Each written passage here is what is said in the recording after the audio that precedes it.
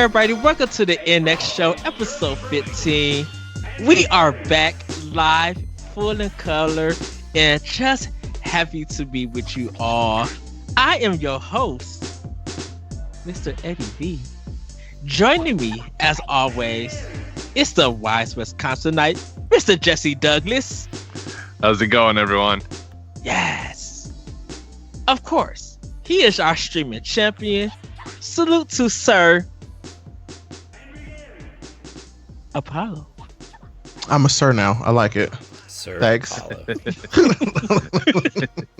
And of course, our producer, our head honcho, bossman himself, Mr. Corey Derrick. Hello. Yes, everybody, welcome to the NX Show, your source for video games, news, analysis, and other shenanigans. You can catch us here on twitch.tv/the NX Show or on codename nx.com/live. Also, we are going to be streaming live on Mixer at the NX Show, so you guys can check that out. Also, every Saturday at 1 p.m. Eastern Time, 10 a.m. Pacific for pre-show, followed by the podcast. If you can't join us live, no big deal. You can head on over to codename.nx.com, Spotify, iHeartRadio, YouTube, or your podcast service of choice on Tuesday mornings for a full edited show to consume, or whenever we get to it. Follow us on Twitter and Instagram at the NX Show and like the NX Project's Facebook page. You can also join our Facebook group when it's not a secret group. We will be updating you on content in the coming weeks, and we will have a few cool things planned for you guys. So keep watching, because a certain show has returned, but we'll discuss that a little bit later. If you have any questions, you can tweet at us, look for the questions thread in our Facebook community, or email us at contact@codenamenx.com. We will also be taking your live questions in Twitch and the Mixer chat.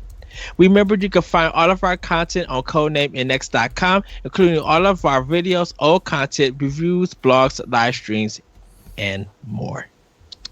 So yes, everybody, it has been a week. We got a lot to cover for you guys. But before we get into that, how's everybody doing? I'm wonderful, Ed. Thanks for asking. I didn't stay up too late at all playing Gears last night. Now, what's pretty considered good. too late? What's considered too late? Oh, I didn't stay up till 2:30 last night, and then wake up at 7:30 because my kid woke up. I see.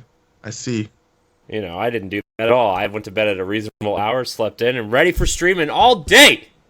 Woo! Yeah, no, I was up really late, and it was wonderful. So I ain't even mad. I ain't even mad. Well, that's awesome. Well, everybody, we got some stuff to talk about. But before we get into everything with that, just want to let you guys know that the Nintendo Power Block podcast is back. Yes, me and Corey are back. We're on doing Nintendo podcast. You guys will be able to check episodes on Saturdays, and you'll be able to check us live recording on Thursdays. We will give you guys a time and date when we continue to go forth with that. So, we're going to get into some games in this game Get Down. Sorry, everybody. I'm renaming what you've been playing. We all have that, but I feel like this is a time that we all have gathered down to some great games this week. So I'm going to start with the one and the only, Mr. Jesse Douglas. What games have you been getting down with? All right, so there's a couple. I finally went back to Remnant from the Ashes, and I've been trying to get a little bit further in that. I only ended up having like a half an hour when I decided to play it, which isn't turns out not a lot of time to play that game. Mm-hmm. So I did progress a little bit in it. I just love that game. Like it's just so perfect. Like it's difficult, but it just everything works well, and it's not like too overly complicated. So it's easy to just get into and play for a little while. But like I said, yeah, you probably want to at least have like an hour or so to play it. but it it was fine. I played and streamed a little bit before I had to go pick up the kids. But so yeah, that, and then I also played some Dead Cells again because they added that to Game Pass. So, Oh, nice. like, I mean, I already had it, but I seen that they had added it to Game Pass. So I'm like, oh, I should, you know what? I haven't played that in a little while. I should go back and play that, and that, because that's another thing I can just kind of play for a little while, and you can do a couple, 1 or 2 runs for, in like 15, 20 minutes or whatever. And so I just did that. I played that a little bit. I also I did get a chance to actually play some Gears 5 as well. I played it the other morning, like the morning after it was available for people who have the Ultimate Game Pass Ultimate, and I didn't like play any of the campaign or anything because me and Corey are gonna be, we're gonna be doing that for the show. But I did play some of the Horde mode, and I really enjoyed it a lot. It was kind of a bummer because it was only me and one other person for whatever reason, and then 2 computer-controlled AIs. So it's still 4-player. I think that they are having some weird multiplayer connection issues the past couple of days. So because like every like even when I was like playing the first like couple missions of the campaign just to try to like get used to it, it kept giving me error messages that says all online connections have been disabled, and like it just kept popping up because it would pop up and say reconnected.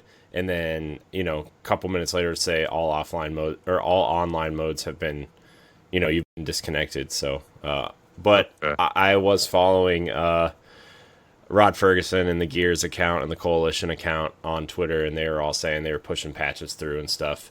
And then they got messed up by the Xbox Live outage. So, Yeah. Which I actually got messed up too because I was planning on going live at 9 last night, and I went to log in, and I was like, oh, man, I'm going to have to restart my Xbox. And I couldn't sign in. I was like, oh, no. And then I got on Xbox support on Twitter, and I was like, oh, no. It said we'll be back up online shortly. I'm like, what does shortly mean? Yeah, it was all bad. That was a few hours. Yeah, it was like 2.5 hours. Because I was like, it was like 11:15. I'm like about to get ready to go to bed. I'm like, I'll just stream tomorrow, I guess. And then I was like, let's try to sign in one more time. And I signed in, and it was just like, whoop, signed in. Yeah, I don't know how. I guess another question for you guys: how, like, I thought about afterwards, how annoyed I was that I could not play single player without it being connected to Xbox Live. I was not happy about that. I was like, I just wanted to play the single player. Didn't even want to play online. But you can't do that with this game. And I was like, this always connected future is not as great as it seems to be. I mean, it's nice sometimes when stuff like this happens. Is it because it's trying to check to see if you own the license or are using Game Pass, do you think? I guarantee that's exactly what it was. And so I wondered if anybody who has the physical disc had the same issue. Because if... Well, the game's not out yet. That's right. It's not out yet. The Ultimate Edition is out. That's true. The people who bought that physically, it is out for them as well. So I wonder if those people had the same issue and couldn't play the game, even though they had the disc. But I was like, I'm not a fan of this. That's not okay. So I think they probably wouldn't have a problem with the single. They shouldn't have a problem with the single campaign because that doesn't require online. Well, like you said, you should. But we shouldn't have had that issue either. I mean, our Xboxes should be pretty much keyed into all, like, you have Game Pass, and so hey, last time we checked, this was lit. So I mean, I guess that's to prevent somebody buying Game Pass once and downloading some games and then disconnecting from the internet and never reconnecting. You know what I'm saying? So they have those games to play. But it's also like, I pay for this, and this sucks. I can't play the game that I'm paying to play for. It's not just that one. It was any game, honestly. I'm pretty sure that was like that. You couldn't play it. I don't know, it's just an interesting thing. Like, this is an issue that you can run into, going forward with stuff like Google Stadia and all other streaming services. Like this, if their services are down, you can't use them. So, you know what I did do, though? Argument. What'd you do? busted out the Switch and played some Fire Emblem. Exactly. Because but it's like it brings up the argument of physical games. We still need them. We can't go all digital. We can't do it. Because if you do, it's going to be a bad time. Especially for those who bought the Xbox One SD.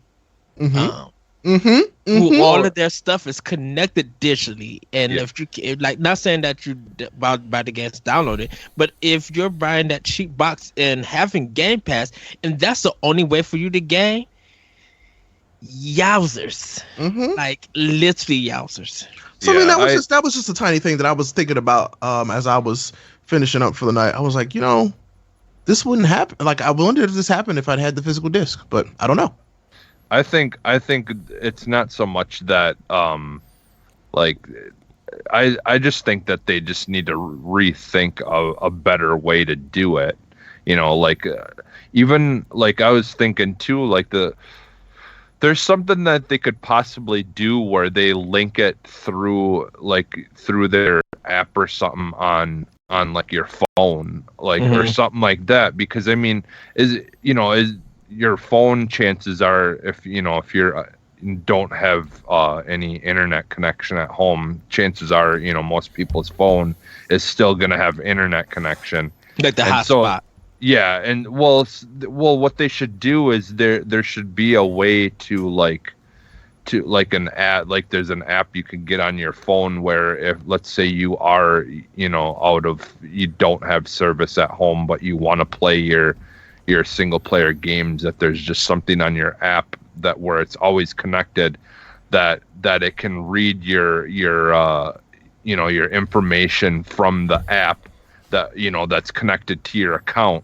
And if it sees that you have everything is up to date and you still are paying for Game Pass and you're still doing this, then that you shouldn't have any issues playing a game on your console even if it's not connected to the internet. Like that, like that's what they should do, is figure out something where it doesn't have to necessarily be the Xbox itself that has to be connected to the internet at all times. So basically, you're still keeping it. It's just you're trading it off to an app versus your actual console. Well, just a different way to authenticate. Yeah. Yeah. Well, I think it will still depend on. That's why I said using your phone like a hotspot, because I don't know how if there's going to be any online capabilities that the Xbox One would need that could read off from the phone or anything. That might be like a technical thing, but if they could do that, yeah, I agree. That'd be cool. Well, that'd be something that they probably could look that up for Scarlet. Yeah, but we shall see. Yeah, I don't know. Who knows? But well, yeah, that's. But as far as games I've been playing goes, that for the most part, Blair Witch. Blair Witch. Yeah. Blair Witch. I had to talk to you about after the show's over. Yeah. you're gonna laugh at this one. Sir Ray, what games have you been getting down to?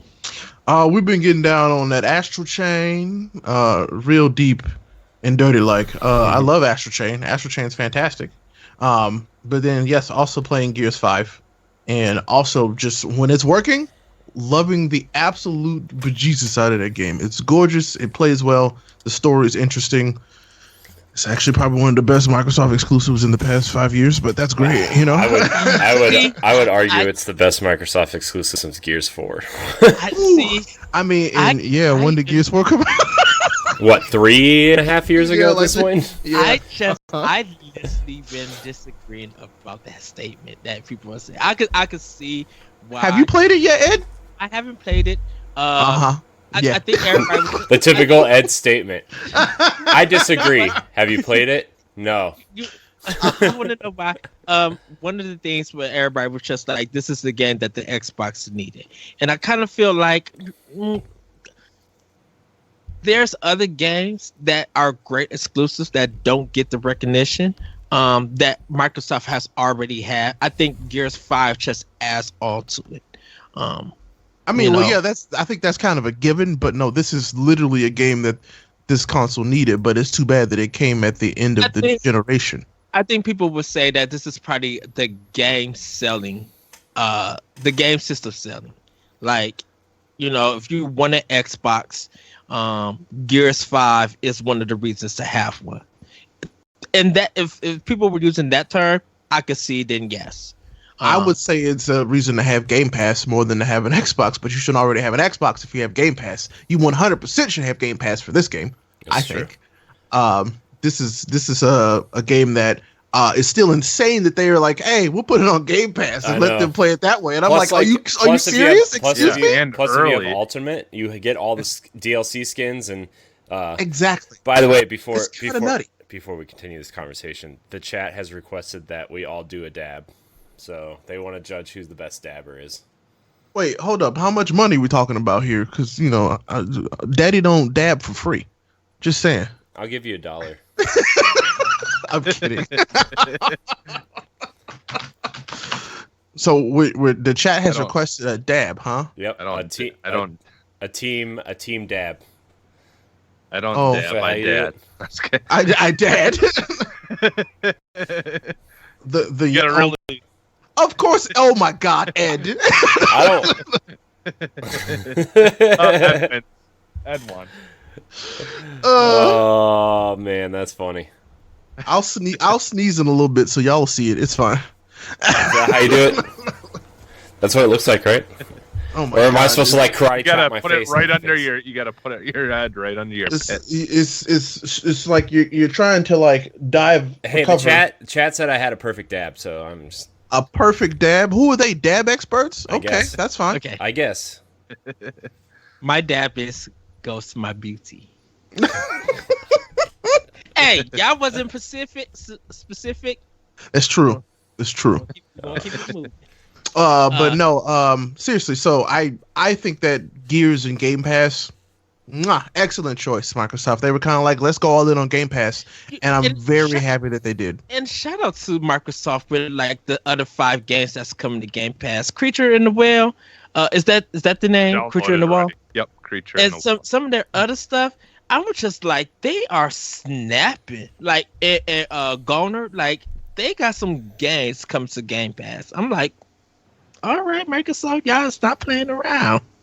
So shout out to Microsoft about that. If you don't have Game Pass yet, like it's crazy, man. There's so many good games on there. I would venture to say that Game Pass is literally the best reason to own an Xbox. Yeah, 100%. Yeah. You don't even need an Xbox to have Game Pass anymore. True enough. I feel like it's a great service. I disagree with that statement a little bit. So explain why, because Game Pass is an extraordinary value, and I think there isn't much else that really compounds on that. Ed just thinks it doesn't. He just thinks it doesn't support the developers enough. No, it's not even. Do we even know the breakdown of the support for the developers? I think it's really. I think it's download plus time played. Can I say that? I think with Xbox this generation, I think there's been a better community. I think it's been more positive. I think a lot of their games, whether you get digital, Game Pass, or physical, they have really been good. Their controller, for me, is probably one of the best Microsoft controllers. It feels very comfortable to me play. And so, I think their online function is still better than Sony's. In a sense, I think there's just more to offer with an actual Xbox having it in your house. Not saying that PC is not part of Microsoft's plans or anything, but I kind of like some of the sales that Microsoft has. I use my Xbox more than just a Blu-ray player or anything, but I'm like, when it comes to third-party games and stuff and playing with a positive community and a fun community, I find it more on Xbox than I do on PlayStation. And I just feel like something about Xbox offered me more than just Game Pass. So it's one of the reasons why I end up getting it. Plus, it Rise of the Tomb Raider and Ori, Yeah, I can definitely agree with that. I mean, like, Game Pass is definitely a big reason to have to have an Xbox right now. But yeah, there, obviously there is a lot of other good reasons to have it. But I still think you get all Game 3 Pass is Banjo-Kazooie games on there. I'm just throwing that out there. Remember? Hey, Sakurai said go play your Xbox if you want to play Banjo-Kazooie. So I'm just... Yeah, single-handedly sold 5 Xboxes in Japan. I know. Well, and that's why I just feel like that statement that I don't disagree with you, Ray. Sorry if I said it, I did. I think there's just more to offer with just Game Pass. And what you're saying is just kind of the general basics of a console. I would expect that with a console, but I'm telling you right now, Game Pass is a selling point for the entire infrastructure of the Xbox life. Okay, that I could say. Yes, that I could. So because right now, what you just said, yeah, that's great. I expect that with a console. I expect that. That's expected of me for them. But when it comes down to what's adding value to my experience with the console, Game Pass far and away does that. Far and away. I can't agree. Because I'll tell you right now. Plus, you can get 2 months for $2 right now. Exactly. Because I'll tell you right now, if they didn't have Game Pass, Sony's first party keeps me away from an Xbox, and Nintendo's first party keeps me away from an Xbox. But Game Pass keeps me with an Xbox, 100%. Yeah. Certain Sony games, not all, I would say. But that's me. But is that all the games that you begin down to? Yeah, just those two. I've been trying to focus down on some stuff. Still a little bit of Fire Emblem here and there, but that's it. Fire Emblem, fantastic game. Corey, what games have you been getting down to? Well, the last week or so, Jesse and I got Hype Zone in blackout mode. That was awesome. Congrats. Yeah, we got second place because I didn't see the guy to the right, and he killed me and killed us. So Nice. My bad. Nice. But I have been playing a lot of Fire Emblem still. I am like 60 hours in. I'm trying to grind all my characters up so they're all at the same level. It's like that Pokemon game when you get new characters and you're kind of like leave them off to the side until you like, oh, I need them. And then you just start leveling them up, and then you're just like, oh, yeah, that guy, he's probably real good in a fight where you need armored guys. So I'm going to level you up. So I've been playing. There's always a mission each kind of week where you can just kind of grind it out without, advancing time on your calendar. So that's really, I haven't advanced the story in like probably 15 hours, to be honest with you. That's okay. But I couldn't even tell you what's happening at this point because I haven't even, I know what's happening, but I kind of forget sometimes. Gears last night, played a lot of Gears last night. It was a good time. And I don't want to spoil anything, but I just want to say Gears 5, and this is coming from somebody who has played Gears 4 very recently with Jesse. We played through all of it, maybe 6-8 months ago. Yeah. Gears 5 feels 1,000 times more responsive, and I don't know if it's the frame rate or they changed the physics or they changed the way the characters move just slightly, but man does Gears feel good. It feels so good. The one issue I do have though is they gave the melee its own button, and therefore I keep going back to like old Gears buttons, and they changed the buttons just a little bit, and now I'm just like all messed up. But it's fine. We're good. It's fine. I know Digital Foundry said that Gears 5 really pushes Unreal 4 engine. So that may be one of the things. Yeah. That's 60 frames per second. Yeah. Yeah, that 60 frames makes a huge difference. So I thought 4 was 60 frames per second. Campaign's 30. Oh, okay.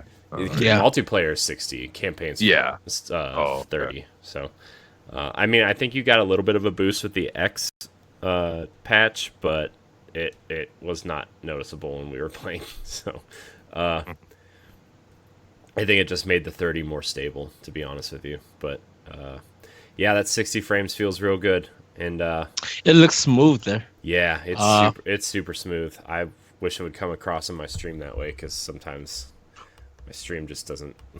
Technology doesn't do it justice, but no, it's a good looking game. Yeah, it's a beautiful game. I really like the role that Marcus is taking in this. Me game. Too. I do. And I like how they've transformed it. Nobody's talking enough how this character is kind of grown. You're right. Like this character has grown and changed enough. I think a lot of people. I think a lot of people, besides like the hardcore Gears fans, or even people who even like pay attention a little bit, I think a lot of people just think like Gears is just the muscle-bound dude, bro. Let's shoot monsters and see blood and guts story. But like, you play. I mean, probably starting with 2, and then 3, and then kind of giving us the what some people call the Force Awakens treatment with 4. Like these characters are growing, and you can see that growth through the games, and Marcus especially, especially towards the beginning, there's a story beat at maybe like an hour into the game. I don't want to spoil it, but you really see like him show some emotion for people who have been lost in this game and in this series, and it's like, man, this is a strong point for him. So I wonder if it's still like 6 chapters, 5 or 6 chapters. I think it's 5 acts, and each act has 5 chapters. Okay. Yeah, but no, I don't know. This is a good game. I want to talk some more about it, so let's keep rolling. I do too. I do too. Well, we'll probably talk about it a little bit later once everybody has got a chance to play it, like once the game is officially out. So, anything else, Corey, that you began down with?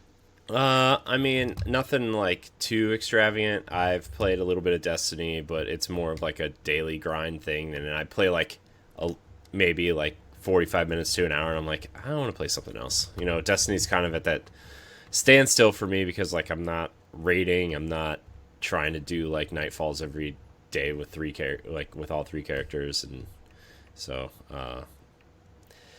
yeah, it's really just Gears and Fire Emblem. And I did download Astral Chain, but I want to finish Fire Emblem before I move into Astral Chain, because I guess you'll play Astral Chain next year then. That's fine.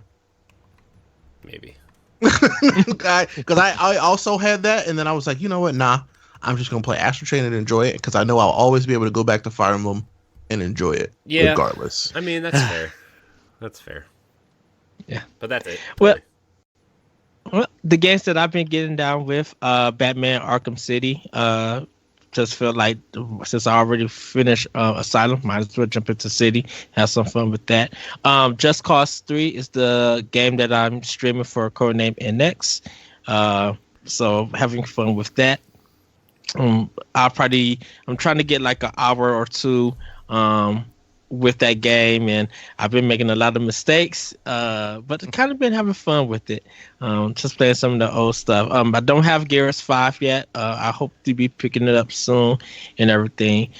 For a Switch, playing Astral Chain, the game is getting good, goofy, and I want to animate video of it. Like not video, movie, I should say. I do have to play a little bit more, but this is getting really, really good, really interesting. I've been trying to throw questions to Ray, like what is going on, like what is happening, but I don't want Ray to respond to me because I know he's a little bit further than me.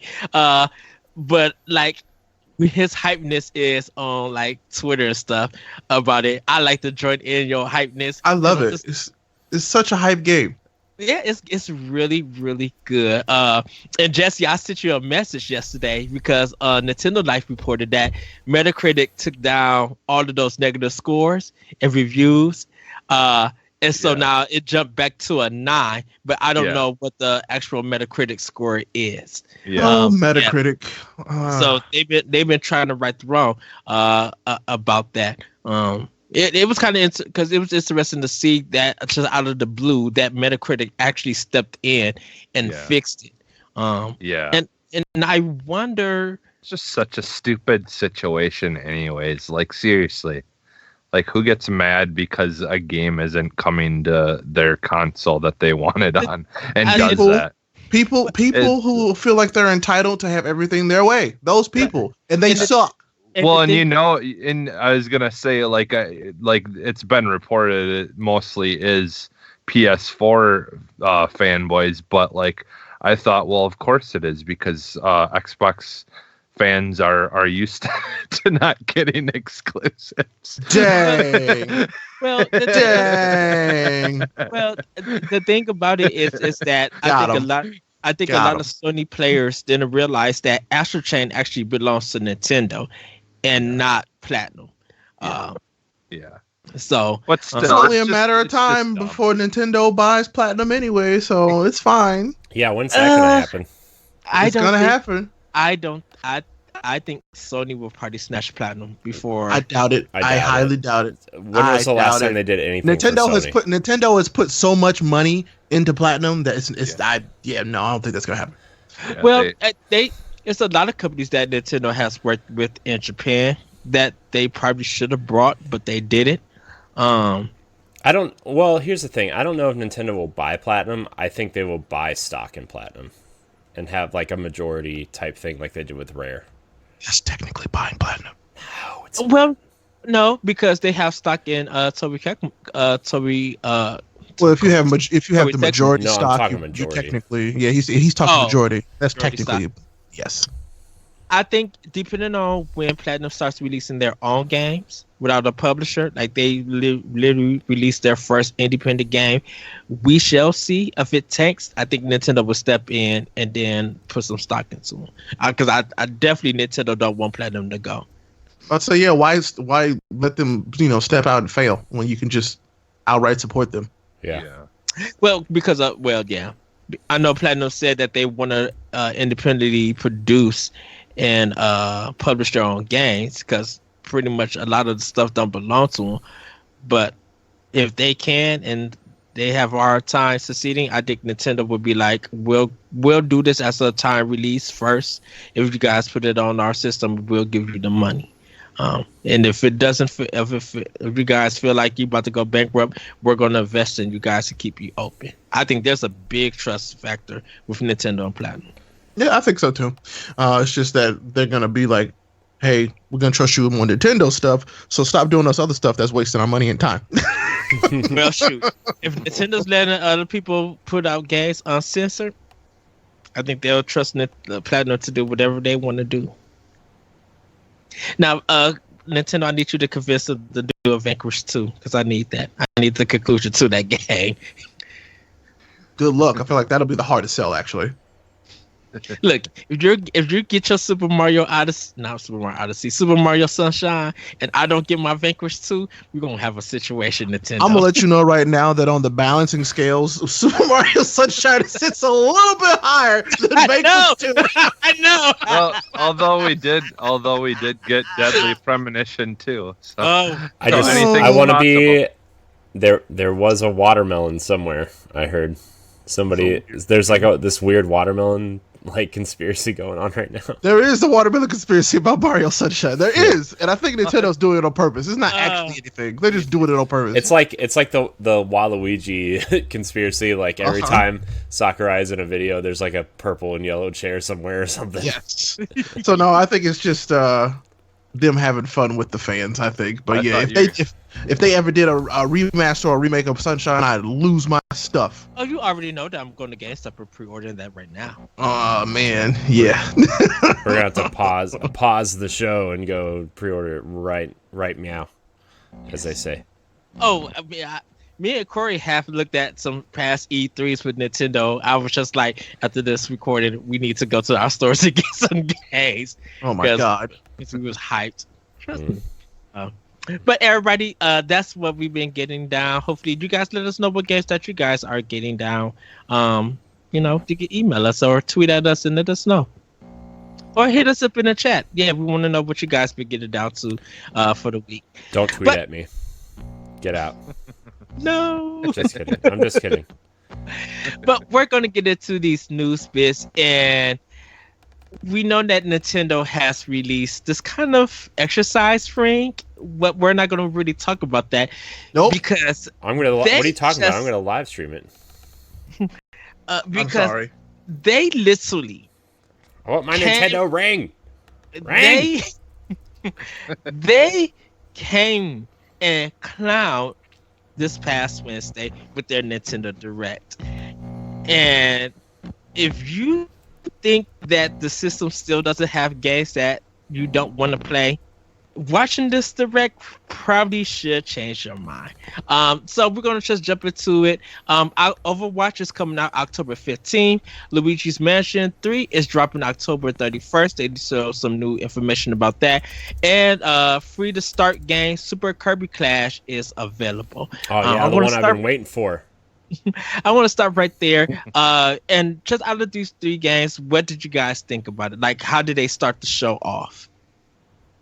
I mean, I thought the Overwatch. I mean, look, all the Overwatch stuff was kind of like, okay, we knew it was coming, and I think it was good that they just started with it and got it out of the way and stuff. So, that was cool. But don't care about Kirby, like at all.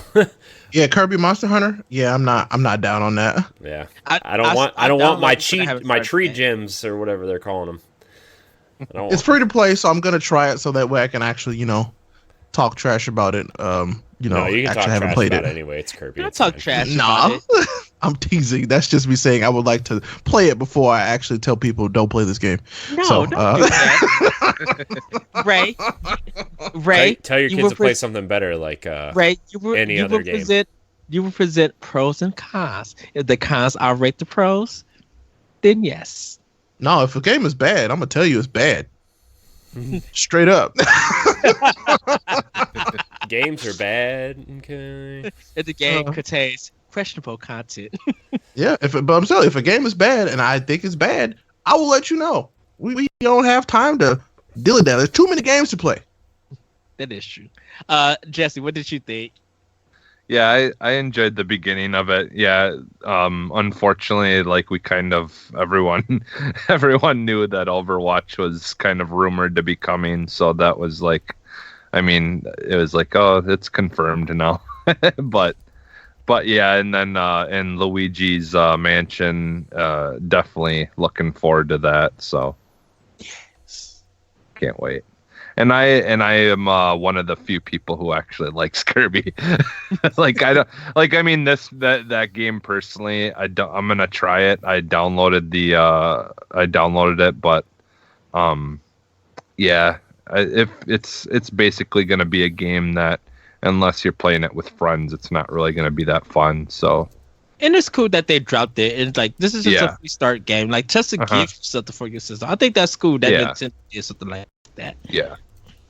So moving on, we got Trials of Mana, April 24th. Return of the Obra Dinn coming out this fall, and Little Town Hero, October 16th. And if you guys are still interested, you could pre-purchase this game today.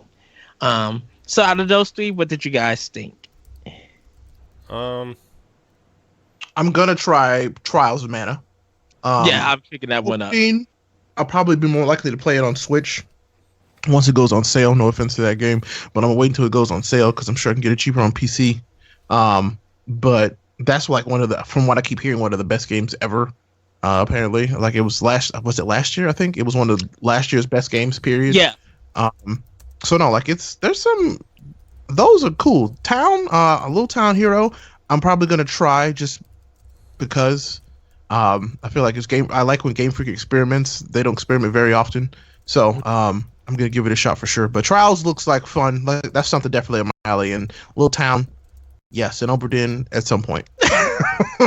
Yeah, I know me and Corey. Well, I can speak for myself. Okay, sorry, Corey, I can't speak for you. Little Town Hero is probably a game I'm going to wait. I'm going to look at the reviews and see what people say. And then after that, I'll probably pick it up a little bit down the line. Returning to Obra Dinn was kind of a shock to me. Because I would never think they would try to get that game on Switch after it came out. But Trials of Mana, of course, is Sega Netsetsu 3.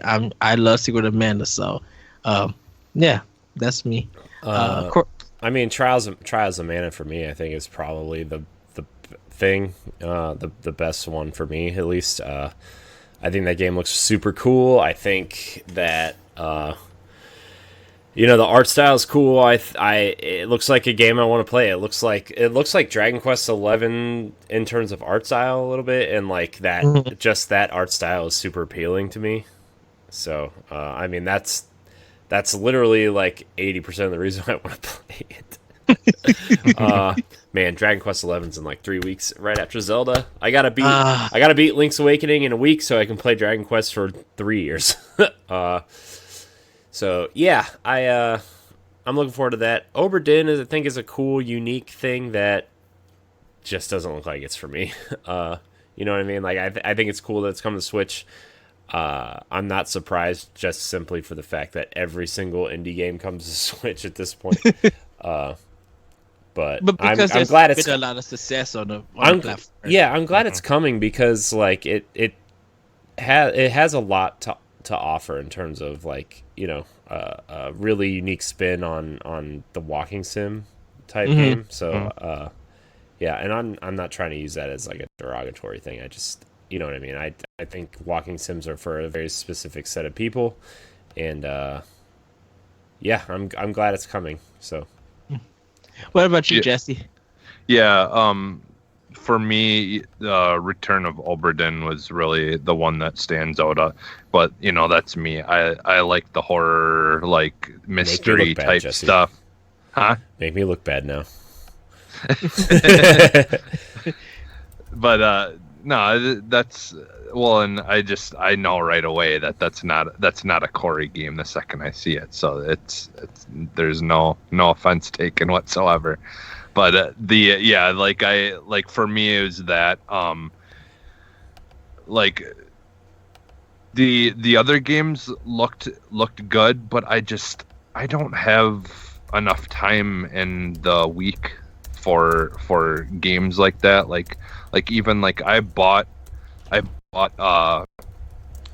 you know, I've bought a couple of bigger games over the years, and a lot of the times I knew very well that I wasn't gonna ever finish them, but I wanted to support them because I like what they did and what they're doing, you know, with the games. And, you know, and just to have it eventually if someday I do have the time to play it. And you know, those are the RPG style games. I just don't have enough time in the week to ever even think about like getting into any of those legit. So they look amazing, and they're definitely something that I would, you know, like I would like to support the people who made them, but yeah, it's unfortunate because, and it's a bummer because I really wish I had more time to be able to get into games like that. I would love for you to be one RPG, Jesse, like one traditional RPG. I'm guilty. I need to get more multiplayer games, like my stuff. Yeah, my problem is I enjoy playing multiple different things, and like I'm very much a mood. Like we had talked about this on the next, I think it's technically the next episode of Nerds Gone Rogue that I joined the guys on, and we kind of had a question about, like, you know, what kind of like what you get from gaming, and one of the things was that, you know, like I'm very much a mood gamer, so it's really, really difficult, and I do have like ADD, so it's really difficult for me to get into RPGs because, like, I just want to be doing something, and like sometimes when all I'm doing is reading for like you know 2 hours straight of just reading stuff, I'm just like, I want to do something, and I'm just like, no, put this game away. I want to go play. Shoot. I want to jump around. I want to do something. Yeah. So you like want to play a game, not read a book. What? What? But that's why I feel like just to see how you would do playing an RPG, I kind of would like to see that. Like I said, I need to play more multiplayer games and stuff. Heck, I need to play more sports games to see if I'm good or if I'm bad at them. But I mean, I mean, for a person, for me who do multiple things when it comes to gaming, I feel like the only way that I'm going to get better with my games and be more experienced and be able to talk about stuff is if I put myself out there and play that. You know, maybe I didn't get the latest Madden, but if I do get Madden, It's fine. Just get a older system like I did and get NFL 2K. oh, It's better. I play it every once in a while. I fire up my Dreamcast and I play. If I want to play some football, I play some NFL 2K. if you do I don't not care about preach, Madden. look, Jesse, if you do not preach right now about Dreamcast and the 2K series, It needs to come back and save football games. that NFL 2K5 debacle with 1999 and it shut down Madden, historic in gaming. I would like to play NFL Blitz, please. Yeah, that too. What That- Blitz, please? yes. What about Blitz the League? Did you not enjoy Blitz the League, Ray? No, because I never played it. Give me Blitz, please. Did any of you play All Pro Football 2K8 or whatever when it came out? Oh, let's bring back Blitz, please. No. Fair. I'm done. We're gonna move Super No, Smash Wally. Brothers. Banjo is available so that you guys can play him. Banjo! Yes. Sorry. But they also introduced a new fighter, and it is Terry Bogard from the Fatal Fury series. Really cool intro. I did love it on how they That was was tricking a everybody. excuse my Highlight. French, but that was an Ed-ass intro to that game. that that was character definitely a reveal. highlight for me. But it was good. It was a really good intro. Oh yeah, it was awesome. Yes. I loved it. And they also announced that more DLC fighters is coming to Smash. So there will be a season 2 coming, and I cannot wait. I guess Trey's gonna be in Smash after all. Well, we shall see. Also, they showed a little bit more of Link's Awakening coming September 20th. Dragon Quest 11S, September 27th. And Nintendo blessed me. They blessed the Nintendo crowd for all those who's asking this. Tokyo Mirage Sessions Yes. FB and the Core is dropping Yes. January 17th. Yes. Woo! I can Yes! finally play Sorry, it. that was real loud. Yes! yes! Yeah, because that's a game that I probably would get for sure. So it looks good. I No, would say use it the money is good. for a code. It doesn't look good. Okay, well, that's- It is hey. good. If you want to send me a code for it, go for it, Ed. I'm not gonna turn that Got down. Got him. Got him. Be like, be blessed, Merry Christmas, Happy New Year, Jesse. Yes. Oh, when they announced this, I think the internet literally lost their mind. It's what a lot of people wanted to happen. Oh man, I'm so excited for that. I'm not even gonna lie to you. I'm so hyped. Yes, but there are new songs coming and characters coming to this one, so be ready. I'm to have this game on the go. Oh, I mean, just to have it on a system that's relevant makes the biggest difference to me. but that is true. Yes. Yeah. I 'Cause just this is I a want game to. that not a lot of people play it because it was on the Wii U. Honestly, Yeah. Yep. But it's just such a beautiful soundtrack. That soundtrack is begging, and they still got some of the best music in their trailers. Like, They're adding a new song. yes. So what did you guys think about those games? What they showed there? Anything about Link's Awakening or Dragon Quest? So, all three of these games, absolute god. Those are mine. I'm copping all those. Link's Awakening, I don't need to see no more of. Stop showing me that game. I just want to play it now. Dragon Quest 11, you couldn't show me enough of that game because that game is vast and full of amazing. I need that game. That game comes out at TwitchCon, so I'll be playing it at TwitchCon. So if you see me there, that's what I'll be doing. And then Fire Emblem, I'm telling you, I skipped that game because it was on the Wii U. And it was one of those games where I was like, I have my small list, and it's about this big of games that are coming out on the Switch that were on the Wii U, and it was on there. So this is good. This is good. Yeah. I remember everybody was just like, okay, Nintendo, what the heck you doing with Fire Emblem and Atlas? Everybody thought that was insane, but people got excited to be like, "What are y'all gonna do?" Yeah. Like, we need this. Yes. But no, Shin Megami Tensei is an amazing series, and to combine another incredible series in Fire Emblem with it was right up my alley. Like I said, just unfortunately it was on the Wii U at the time where I had moved past the Wii U. So Yes. Which I found out the Persona series is not part of the Shin Megami Tensei series. I'm like, wait, what? two separate things, but like kind of related. Yes. Corey, Jesse, anything about the other games? I mean, No, just excited. They're great games. So All right. I mean, Zelda, I will get for sure. Yes. And then For sure. Tokyo Mirage Sessions, I will get for sure. Both those games physically, actually, because Yes. like I said, there's a small list of series that I will have physically.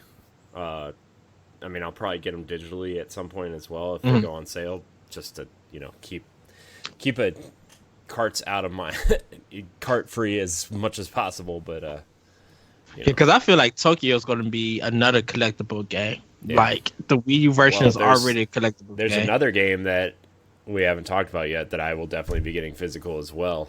Oh, yes, we'll get to it.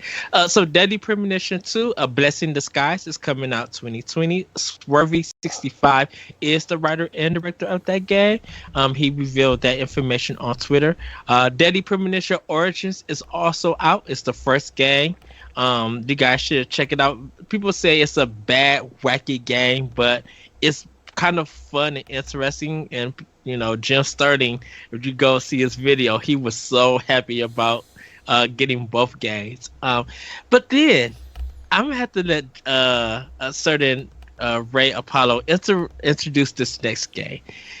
It's one thing that we have talked about, one thing that he has beaten lately on his PC that he is streaming. Can you tell us what Definitive Edition is coming to Switch, Ray? Oh, you mean just one of the best RPGs ever made? Just a little small thing there, But Divinity Original Sin 2 shadow dropped on the Nintendo Switch, like out of nowhere, literally out of nowhere, and it's like it's the coolest thing about it is it's got cross save compatibility with Steam, and that's it. Yes. So no, I 100%. If you enjoy RPGs, Divinity Original Sin 2, I feel like now will be more accessible to people because it's portable. You can take it with you, and that game is long, and you should play it and enjoy the crap out of this game. Because I'm not just saying this because it was popular at the time. I'm saying this because it's true.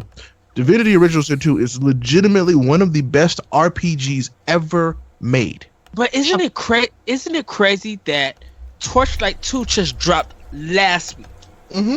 And then this, like out of the blue, like, wait, what? Yes, and they kept that a surprise, which is awesome. Like something like that you would expect it to have leaked, honestly. So, but this, was huge for me. I had no idea that this was happening. I had to put a call out on Twitter for you, just like everybody check on Ray Apollo. He's alive. My favorite part about your video today, and then it comes. I love that game. I love that studio. Layer Studios is one of my favorite studios, and then, so I will definitely be playing this game again on the Switch, and just gonna have a blast with it. So I plan on doing a PC run that's modded, and then now again on the Switch, so I can just play whatever I want anywhere. I love it. I'm so happy. I'm going to be picking it up a little bit later on in the year. Due to I have it already on PlayStation, but I'm like, I want to have this on my Switch. Like, this is a must-have on my Switch. Jesse, Corey, anything about the other games? Deadly Premonition, Divinity, anything? With Deadly Premonition, I'm curious because I don't really know anything about it. Same here. I've heard about it, but I don't know anything about it, and it does sound like an interesting something that would be kind of in my my sights, like it just the weird, like I like weirdness and like the whole horror stuff and stuff like that. So I'm probably gonna pick it up in October. I think I'm gonna wait for a sale though for it. For the first one. All I'm gonna say is game of the year talk this year is gonna be so hard. There's just so many things coming out. I know. Man. Right now. And I'm actually quite surprised, because for a while I was like, okay, Fire Emblem is like the top of my list right now, right, in terms of games that have come out this year. And then I started dabbling in some other games. I was like, oh, well, this is cool. And then Apex was a surprise. I'm like, oh, Apex is great. And then now I'm thoroughly surprised and impressed at how much I'm enjoying Gears 5. And it's like, okay, well, I knew I was going to enjoy Gears 5, but, I thought it was just going to be more Gears, and I'd plow through the campaign and be like, all right, Gears is awesome, play some multiplayer for a couple weeks and move on to Destiny when it comes out. But, Gears is, I have a tab. No, I have a tab. I have a tab on my Xbox that's just, pinned multiplayer games that I will play forever. And, Master Chief Collection's on there just because it's Halo 5, Destiny 2, Apex is on there, Overwatch, and I'm like, Gears is going on that list. And it's just, man. Speaking of Game of the Year, I think our 4 nominations, I could tell. So, Jesse's is Resident Evil 2. Corey's, yours is Fire Emblem 3 Houses. Ray, yours is Astral Chain. And mine is Yoshi's Crafted World. Ooh. So, we have 4 different games. And the reason why I say that is that all of us have a passion for these games because they're just so good. Yeah, and I forgot Yoshi came out this year. And I don't think any game is better than any other. It's just our personal choices. But I think it's going to be a discussion really to have by the time the Game of the Year comes around. All of our game choices can change, and we could have a big list, but those are the 4 leading for each of us. Yeah. And I think part of what it's going to make it hard is there's just so many that I feel like are really, really strong contenders that I haven't even gotten a chance to play yet. Like, a lot of people are saying Control is really, really, really good. I know. I want to play Control so bad. I just money is just super tight right now. So this year, I feel like I've had to learn something about myself and about video games. That those video games will be there. They're gonna be there. So play the ones that you really want to play, and then the ones. Let's talk about these if you have time for them. So I've spread them out, and those I'm gonna play later. I'm gonna play Control in October for sure because everybody's like, Control's incredible, blah blah blah, and I'm like, yes, I do want to experience that, but just not right now. I mean, if you think about it though, really the only huge game coming out in October, well, not huge, but Luigi's something Mansion. that's not being ported to the Switch. The only newish games are Luigi's Mansion and Call of Duty, right? And Destiny's expansion, I guess, but that's already paid for. It's more Destiny, exactly. And I would say Call of Duty Modern Warfare has so much promise that I feel like this is the game that people really are going for to see that give a little bit Call of Duty more respect than what it has. People it's just it feels like a rehash, or people were just clowning on it. And I don't think Modern Warfare is going to be that way. I think it's going to be maybe a 9.5. Probably with this campaign multiplayer, and I think it probably will end up on a lot of people's Game of the Year nominations. Well, and it's going to set the future for Call of Duty because this is a new engine, so we're gonna be able to see what's possible. I think that's been their big problem is sometimes I feel like they don't update their their engines and stuff like that very often, and so then their games just tend to feel the same. They're you can only put so many different game types in there, and that's fine, to come up with new game types, but to actually change the way that you're playing, they've changed everything in this one. They're changing the way your character looks and plays, and how and adding actual, they actually created, night vision goggles inside the game. It's not just a filter that lays over your screen to change, to make it simulate like it's supposed to be night vision. I was listening to an interview, and they literally created it. It's not just a filter. It's something everything that you're seeing once you flip it through, it's it's switching to a different game completely. It's not just a filter over the map. It's really interesting. They were talking kind of a lot about that, because it's a big deal, and it took a lot of time for them to create that night vision effect. So well, we got to get through some more games. Doom 64 is coming November 22nd. Rogue Company is coming out from 2020. This is a new IP from Hi-Res Studio. It's a third-person online shooter. People are still wondering what it is. I think we have to probably wait for more details about it. Pokemon Sword and Shield, November 15th. SNES on Nintendo Online is available now. Any thoughts on those, you guys? Yay. The only one care about is Pokemon. I mean, the SNES stuff is amazing because I can finally play Breath of Fire. Never got to play that, so now I get to play that on my Switch of all things, which is awesome. And it looks good in HD. These SNES games, they look really, really good. That's really good to hear. But no, like I said, the only other thing outside of that, Pokemon is the only one I care about. And I'm like, at this point, stop showing me Pokemon. Stop it. If you're not going to show me what Grookey evolves into, I don't even care. I'm just going to wait and play the game. Grookey. It'll eat anything that's in its mouth. Grookey game.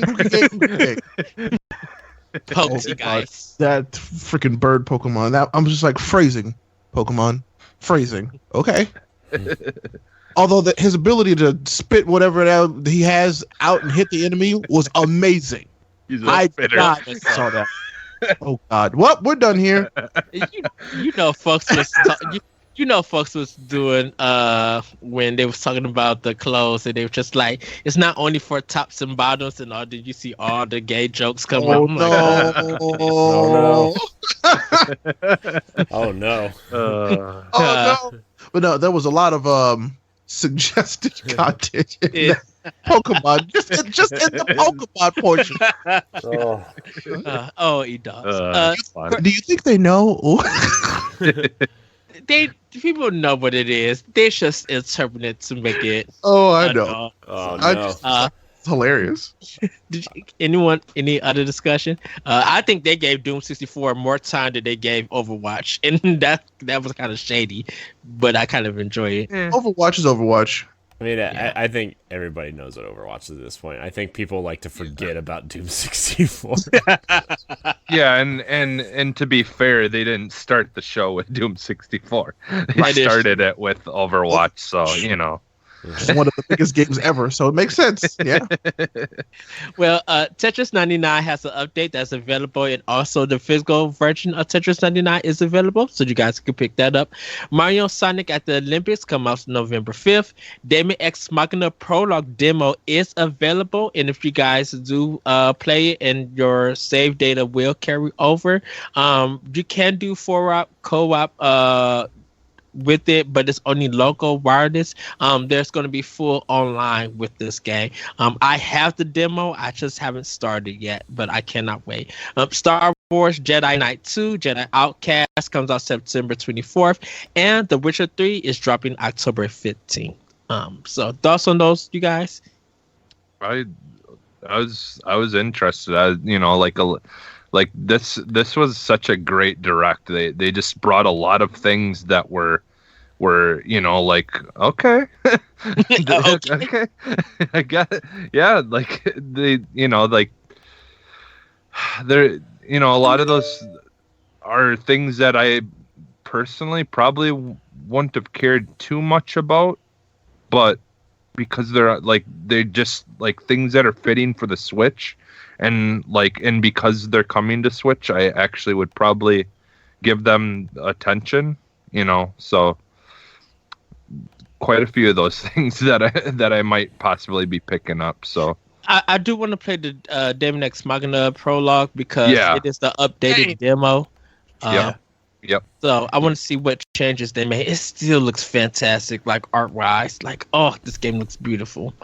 Yeah, and I want to play it as well and give it a second try and and rightfully check it out and decide whether I'll like it or not from this now, because they did change a lot of things and they deserve that that much. So yeah, I'm looking to trying that as well. And like me, Corey was talking on Powerblock, I was just like, at least Marvelous was open and honest and upfront, that they gave the demo that said that this doesn't represent the full game or anything, but we would love your feedback. That's why we putting it out. Your feedback is helpful for us to make our game product, and that's the demos that I like when companies do. So Corey and Ray, anything you guys got to say? No, not really. I mean, Jedi Knights 2, I'll play because I never played before. I'll give it a shot for sure. Oh my gosh, I had it on GameCube. That was awesome. That game's really good, by the way. I mean, to be honest, I like probably didn't age as well as I remember it, but you have to remember that game came out in like 2002. So the early 2000s were a weird time for every entertainment form. So yes, pretty much. But no, y'all want to try that out. This David Ex Machina, absolutely. God, there's too many games coming out, and I love it, and I hate it at the same time. Yeah, I am getting into Witcher 3, so Witcher 3 I'm gonna pick up at some point, and that's only because I value Dragon Quest XI more than I do the Witcher, or the Switcher. Is what Obelisk Gaming called it, and I'm keeping that forever now. So I'll be playing the Switcher at some point, just after or while I'm playing Dragon Quest. There's a lot of games you can buy on Switch and just play forever. So there you go. Fire Emblem. Yes. Zelda. Xenoblade. A lot. Blade, I can't wait to talk about that. Yes, we're almost close to the end. So Assassin's Creed Rebel Collection is coming December 6th. This game contains Black Flag and Rogue and all of his DLC. Yeah. Dauntless is coming soon. They showed them. This montage of games: Just Dance 2020, November 5th; Grid Autosport, September 19th; Farming Simulator 20, December 3rd; Ni no Kuni, September 20th; NBA 2K20 is out right now. Yeah. Call of Cthulhu, October 8th. The Outer Worlds is coming. Devil May Cry 2, September 19th. That's the other one, by the way, for October. The Outer Worlds, we forgot about that. That's pretty big, I think. But the Switch version, they haven't confirmed a release date for the Switch version yet. And that's okay. Vampire. Give me that in December when there's no games to play. Right. December. Vampire comes out October 29th. Animal Crossing New Horizon finally got dated March 20th, 2020. And they ended the direct with Xenoblade Chronicles Definitive Edition. This is a game that came out on the Wii. And this one is a remastered version with new visuals. And it looks like completely new artwork and just in general. Anything about that, you guys? Yes. That's a lot. Mm-hmm. That's a lot. As much as I want to play Ni no Kuni, I'm going to buy it to have it and then play it later. Mm-hmm. But the two things that you talked about right there that I care about the most were definitely Ni no Kuni and Xenoblade. Mm-hmm. The Xenoblade Chronicles is, to me, far and away the best Xenoblade game. Like, straight up. X is awesome, and this new one is okay, but the first one is amazing. Yeah, the first one is definitely something really special. And like, if you didn't play it on Wii or 3DS, and you own a Switch, and now's the time. Yeah, even if you don't really care for RPGs that much, this is something worth playing, I think. Prime time JRPG. Get this game. Yes. Hopefully Corey would team up with me for Black Flag 4 and we could finish this game 100%. I want to play Rogue. I never played Rogue. I know, so I never did either. Me neither. And I hear it was so I remember just watching the end of that game because it rolled right into which Assassin's Creed was that? Frick, what was the other one? 3. What was the one that came after Rogue? Unity? Yes, it rolled right into the start of Unity. Yeah. Which is cool. And I like that. It's just I had just played whatever the other Assassin's Creed game was, and I was tired of Assassin's Creed, and I was like, I'm skipping Rogue and I'm going straight to Unity, and so now I get to play it. So I'm tired of Assassin's Creed, and then they turn into just an action RPG. now. Yep. And they were like, all right, here's a whole new game. Everyone's Sweet. tired of Assassin's Creed. Let's make an RPG and just slap Assassin's Creed on the title. Because we own the IP. Worked. It worked because I loved Odyssey. Dude, Odyssey's so good. I probably dumped like 70 hours into it, and I'd probably like halfway through. I had to stop playing that. Like I played the first storyline completely through, and I was like, okay, I gotta stop because if I don't, I'm not gonna play anything else. Because then they came out with like 3 DLCs, and there were 2 other storylines that you could finish in the game. And I was like, this is too much. And so maybe one day I'll go back and play it. But I think Odyssey is the example of open world games being too big. Seriously though, I'm serious. There's such thing as a game being too large, and that's it. And as much as I appreciate the work and the effort going into that, making it that big, and and it all being great, like let's dial back a little bit. Like I thought Origins was like pushing the boundaries of too big, but I thought, but that was okay. I finished that, and I felt satisfied when I finished it. Yeah, finishing Odyssey, I was like, oh, I didn't do everything. There's so much more I could have done, and I felt bad. I need to finish Origins and Odyssey. Hope you got a lot of time on your hands. Especially with that Divinity 2. LOL smile. I'm trying to get to the games that I got a couple of months back. So, but Jesse, anything? Yeah, I'd kind of like to play Black Flag again. Like that was, I think that's honestly been the only Assassin's Creed game that I've played that I actually somewhat enjoyed. Mm-hmm. Like I just other people share that same sentiment. Yeah. Well, and there was certain things because I did buy Origin, but there was certain things where it just it took too long to get started. And again, like I said, like there's so many of these games that I would love to buy every single one of them, but I can't because I don't have the money to spend to buy all of them, and 2, I'm not going to finish them ever anyways because I just don't have the time to finish these kind of games, and I want to be able to play, like all these smaller games and stuff. So like that's why honestly I've been mostly more interested in indie games in the past 2 years than I have really anything else. Mm-hmm. Just because I know that they're going to give me a short fun experience, and and I'll have the time to dedicate to finish them, and so. But I would like to play Black Flag again, and it was kind of cool. I thought it was a little neat thing get from them. So there is one other game too. I don't know if you mentioned it. The game that was called Rogue Company. Yeah, I did. I mentioned it. Okay, I must have just missed it. Yeah, that's one that I'm interested in. I think I just need more information about it. Yeah. That one does look good. It really, the trailer would look really good. I just think I need more information on if it's just an online multiplayer or does it have a campaign and stuff, and what is the gameplay? Because it looks like it's third person, but I don't know if it's cover based third person or anything. Yeah, I'm interested to find more about that because it's something that I feel like Switch doesn't have a whole lot of yet. Yes. So that's something that definitely I'm interested in as well. But yeah, there's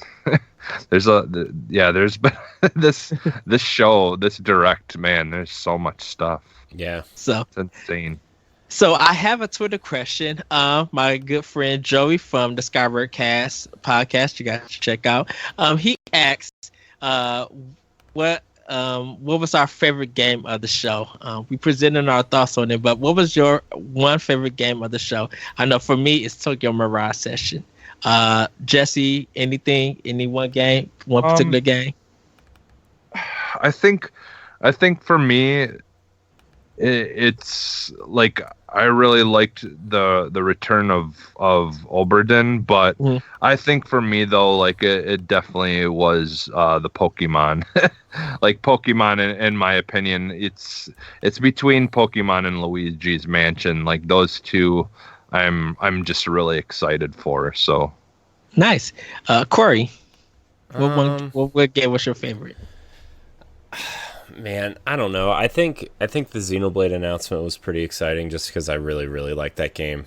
There wasn't like this direct was full of games that like I really would like to have on Switch, but I've played them before, right? And like or I own them other places or that kind of thing. And I just really thought that the Xenoblade announcement was a nice way to finish that direct off, and I'm excited for that because that's a game you can't play in HD anywhere else, right? This is going to be the first time you can play this game in high definition. Now, granted, it might not look as great as other games, but like, look, I've played Final Fantasy 12 on Switch. Like that game looks great in HD, So Yes. I mean, as long as you have the right expectations for certain things, like I think, you can. I think that game's going to be great. So. Yes. Ray, what was your one favorite game out of the direct? I don't think this is fair because they showed Divinity, so it's literally not fair. But if I had to pick one that I think I'm most excited about outside of Luigi's Mansion, I think it's Dragon Quest XI. All right. Awesome. Yeah, because I'm gonna play Pokemon regardless, but I'm really excited about Dragon Quest XI. yeah. Well, everybody, we're about to head on to the question corner. And we got some lovely questions from our listeners. Thank you guys for all your questions. We're going to start with the first one by Ashley Davidson. What are some of your favorite things for the Nintendo Direct? We already answered that. So I do say, besides like our favorite games and stuff, one of my favorite things actually from it was the Terry Bogard reveal for SNK. That was hilarious. That was really good. Corey, do you have one, like a favorite thing out of it? I mean, I don't really have like in particularly like big thing about it, but I enjoyed how packed the direct was. I enjoyed how much information, like, and this is kind of a cop out because I say this every time, but I like how much they can pack into a tight 30 to 40 minute video and get messaging across and everything. I really like that. So that's where I'm at, I guess. But yeah. What about you, Ray? Any favorite thing from it?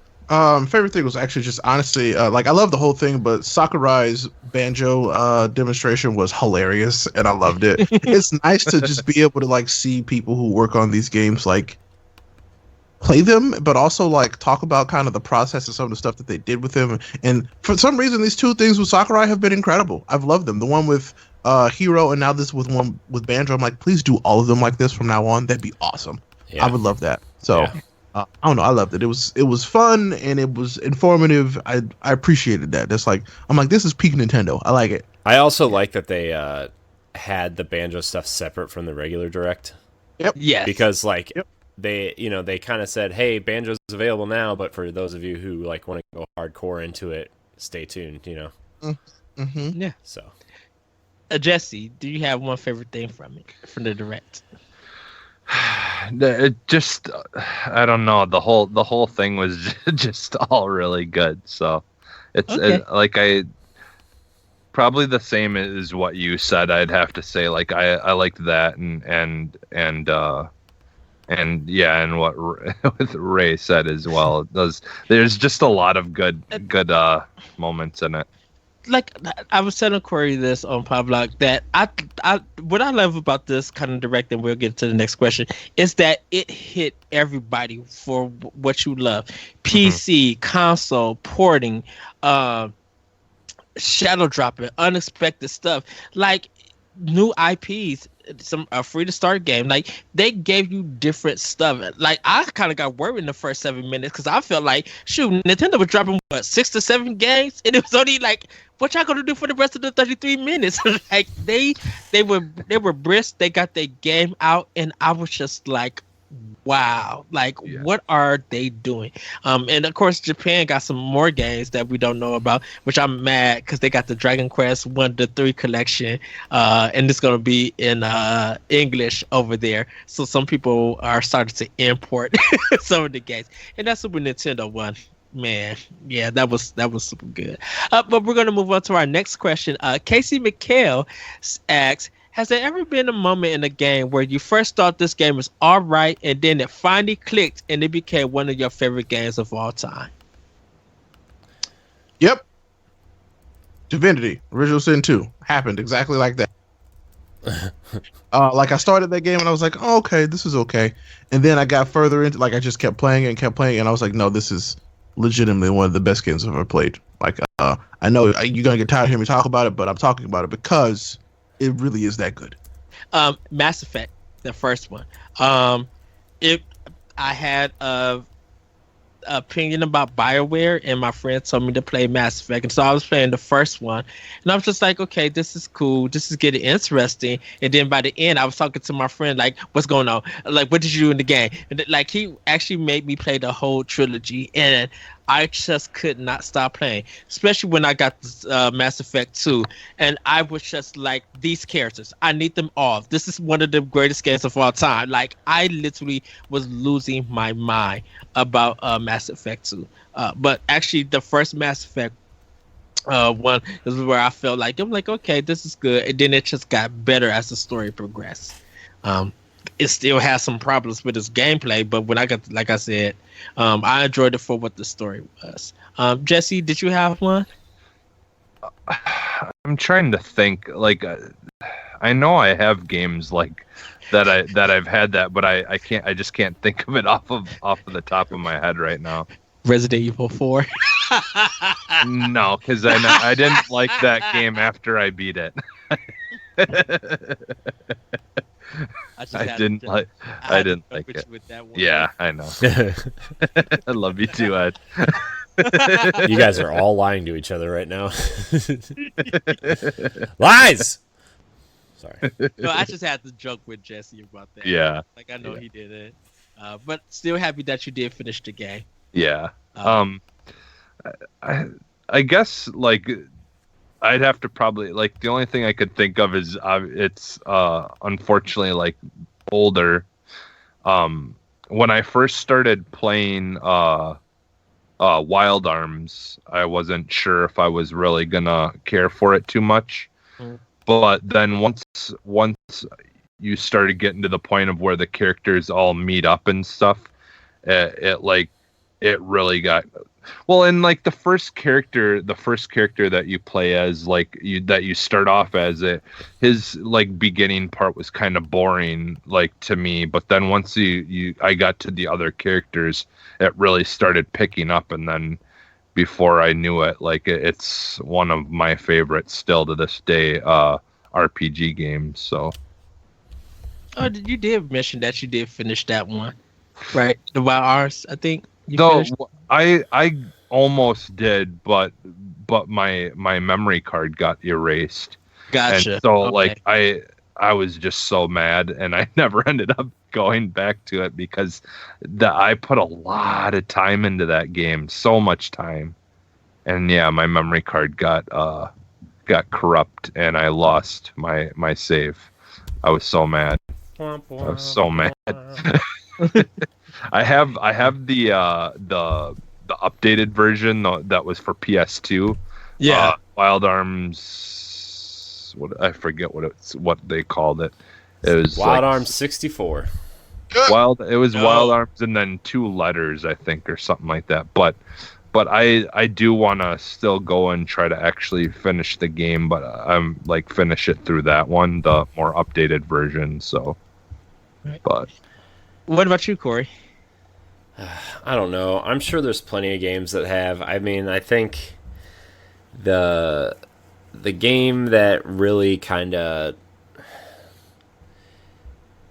I don't know. It's kind of like, it's weird because, like, I never really played Zelda until Nintendo 64, right? Mm-hmm. And I played a lot of Link's Awakening, but I was also a small dumb child and I literally didn't even know that there were, like, dungeons or anything. I was literally just walk around the world and kill bad guys and get stuck places because just playing the game. Yeah. Yep. And then when I got in 64, I started playing Ocarina of Time, and this is kind of like just stick with me for a second. I was playing Ocarina of Time, and I didn't realize that you had to go back in time to finish the Shadow Temple, and so it took me like probably a year to figure that out, and then I just stopped playing it. And then I finally got the Nintendo Power Guide, and I was reading through it, and I finished that game, and I was so frustrated by that game that I just like, man, that it still leaves a sour taste in my mouth every time I think about it.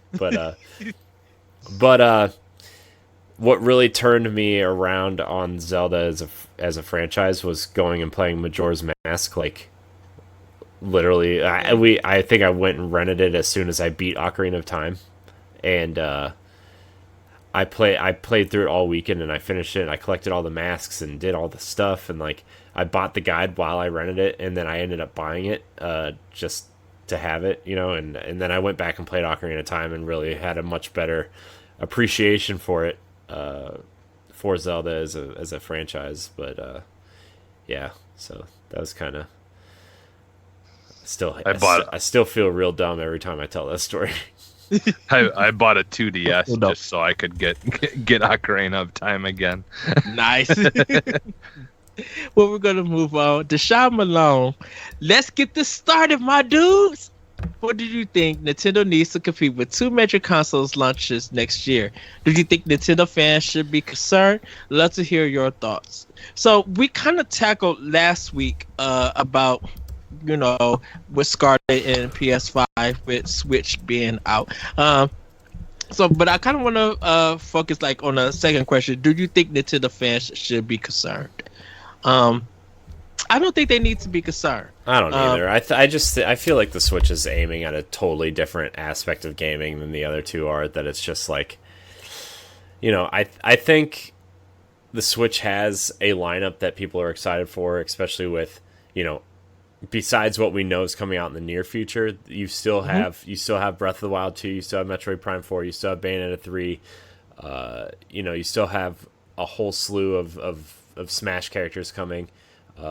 That I don't like. Maybe next holiday season will be like a sort of a down year for them, but also we don't know what's coming out in 18 months. So, they could have a killer lineup that people who already own a Switch are like, well, I could wait on these new consoles and just get these cool Switch games, Plus, like Xbox's heavy hitter is already coming to Xbox One too for that holiday too. So,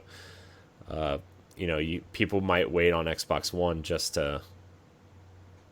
or on Scarlet just to play Halo on Xbox One also. So, plus Game Pass is amazing, by the way, in case you guys didn't hear that conversation earlier.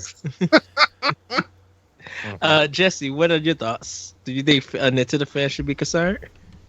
No, I mean, obviously, like they're like once we get to the point of the new consoles being out, obviously the odds of any of those games being ported to the Switch will be like, probably won't happen, because it would, at that point they'll just be so far advanced that it just, no matter what kind of magic you work, I don't think they'll be able to make them play on the Switch, unless they do come out with a more powerful Switch eventually, which honestly I still don't think is out of the question. But as for what we know now, I just think that if they continue to get support from third parties in any way, that it won't make much of a difference. The power differentiate or the different powers being smaller, and the Xbox and all that being far advanced. I think if they continue to bring like the games that people are asking for, that ported over to it as well, like as long as they're doing fan service, I honestly don't think that there's much to worry about. And so far, like as we've seen, this Nintendo is very different. They're very, much listening to people and giving people what they want. So I honestly don't think that there's going to be a whole lot to worry about. I think they're going to do all they can to continue the hype for this console and sell more. So Yes. Ray, what about you? Nintendo's gonna be fine. Like Corey said, Nintendo's in a completely different race than they are. These other consoles will compete with each other for best specs on the box, and Sony will inevitably come out with their exclusives, and they'll either be great or they won't be liked by Ed, and that doesn't matter. So it'll be what it does. But I just kind of feel like Nintendo's gonna do fine. Nintendo's, I feel like, in a really good stride right now, and unless they decide to intentionally mess that up, I think they're going to be okay. They're on track to be just fine, regardless of what happens with these next boxes, regardless of what they are. Yeah. Unless they come out with a component that's completely like, hey, no, you literally get to take this experience on the go and bring it back home and just bloop, keep playing where you were. That's not going to happen. So the Switch is going to be fine. And I think that Nintendo's strong enough to, like you guys say, they got a big library and stuff. I think for Nintendo fans, I don't think there's nothing to be concerned with. We're still going to get some great games, some unexpected announcements. I think what Nintendo fans should be more excited for is like what is going to be their next console. And that probably is going to be later in the future. And how is that next console going to play its role with with Scarlet and PS5? So I think just being excited about that is what I would be for. So we're going to get into our last question before we head on out, everybody. Brenda J asks, "Yo, I found you guys by following Ray on Twitch and thought I'd write in. How do y'all engage with your audience when you stream or even outside streams? Good luck to y'all, and I enjoy the show." Normally for me, I just talk with everybody through my stream. Outside of my streams, I try to talk to people on Facebook or on Twitch. I mean, not Twitch, on Twitter. People follow me and just trying to have a civil conversation with them. I even have some people that outside of my streaming and gaming stuff, I have had them on my podcast and I have been on their podcast. So I try to connect with more people. Hopefully soon later do Xbox One with the Mixer community. Hopefully I'll be able to do more of that. But I just try to just connect throughout social media with different people. What did you guys do? Yeah, I mean, same. I mean, I found a couple good Facebook groups that aren't like these traditional follow for follow things. Those groups are just terrible, right? But I have found a few groups that are like for helping and motivating people, and I've met 2 Mixer partners who have actually helped me significantly in the last 2 or 3 weeks.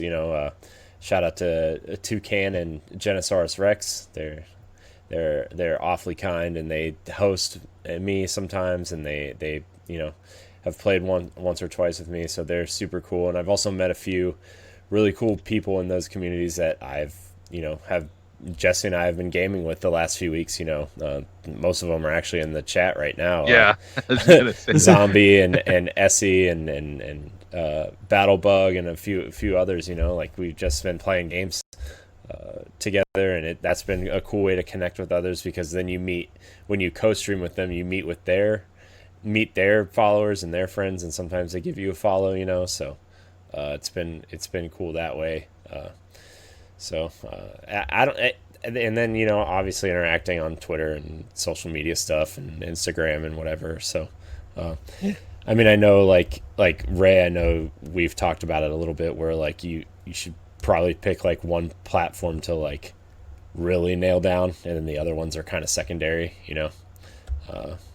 like Twitter in terms of social media, But Ray's probably the most successful out of all of us here on that front. So I wouldn't even say that. I've just been doing it the longest, I think. It's just time is what it is. He's being and I guess humble, everybody. Go to twitch.tv/Ray Apollo. Give him that follow. No, I'm being honest. It's Buy just, him snacks. whatever. I kind of feel like when it comes to streaming and hanging out with folks, it's just it people realize that people like to watch other people. I mean, you have these exuberant and ridiculous personalities that are just that. They're just personalities, but when it comes down to it, they're not the same person on and off cam. I try and be very honest. It's, I'm believe it or not, I am far more introverted than I am extroverted. It's just that's not true.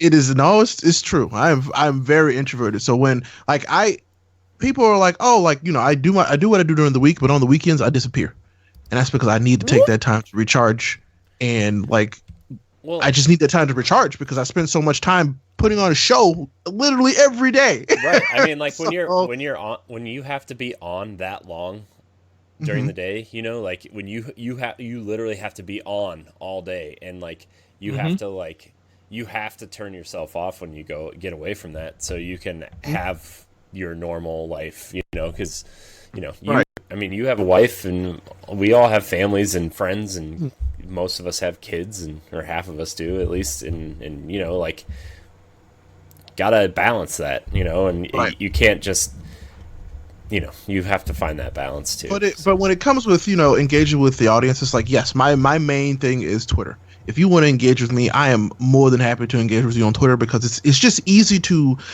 talk and you can have a conversation on Twitter. You really can, and it's just easy, and there's a lot of other outside influences that make it easy to carry and start conversations there. We also do Discord. Discord's something that we're trying to get better at least I am, for sure, because everybody has a Discord now, and it's like, what's the use of a Discord other than to have another alert for folks, you know what I'm saying? Right. But when it comes down to it, it's just I want to have fun. I want to talk with you guys about fun stuff. I love talking with you guys about video games. So if you want to talk to me about video games, just engage me. I'm not unapproachable at all.